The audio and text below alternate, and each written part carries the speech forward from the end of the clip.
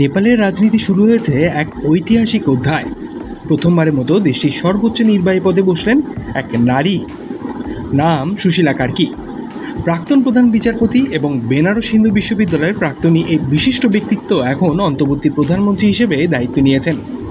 KP Sharma ওলি সরকারের পতনের পর যে রাজনৈতিক শূন্যতা তৈরি হয়েছিল, সে শূন্যতা পূরণ করতেই দেশের দায়িত্বভার গ্রহণ করেছেন কার্কি।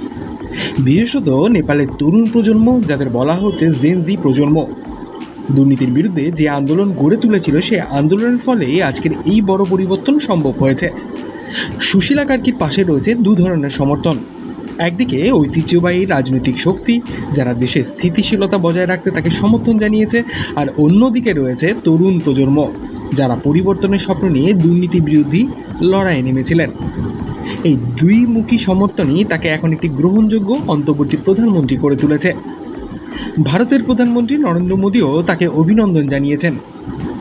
শুভেচ্ছা বার্তায় মোদী নেপালের শান্তি, স্থিতিশীলতা ও সমৃদ্ধির প্রতি ভারতের প্রতিশ্রুতি পূর্ণ ব্যক্ত করেছেন। দুই প্রতিবেশী দেশের মধ্যে সৌহার্দ্যপূর্ণ সম্পর্ক বজায় রাখতে এই বার্তাটি বিশেষ তাৎপর্যপূর্ণ। এখন সুশীলা কার্কির সামনে রয়েছে এক বিশাল দায়িত্ব। তার অন্তর্বর্তী সরকারকে একদিকে দেশের শৃঙ্খলা ও স্থিতিশীলতা ফিরিয়ে আনতে হবে, অন্যদিকে উন্নয়নের কাজও এগিয়ে নিতে হবে। তবে সবচেয়ে গুরুত্বপূর্ণ কাজ হলো 2026 সালের মার্চে নির্ধারিত সাধারণ নির্বাচন সুষ্ঠুভাবে আয়োজন করা। সেই নির্বাচনে নির্ধারণ করবে নেপালের ভবিষ্যতের রাজনৈতিক দিক নির্দেশ। ইতিহাস বলছে, প্রতিটি বড় পরিবর্তনে আসে এক সাহসী সিদ্ধান্তের মাধ্যমে। নেপালের ইতিহাসে এই প্রথম কোন নারী প্রধানমন্ত্রী হওয়ার মধ্যে দিয়ে সুশীলা কার্কি শুধু একটি রেকর্ডই করলেন না, বরং এক নতুন সম্ভাবনার দরজাও খুলে দিলেন। এখন দেখার পালায় পরিবর্তন নেপালকে কতদূর এগিয়ে নিয়ে যেতে পারে।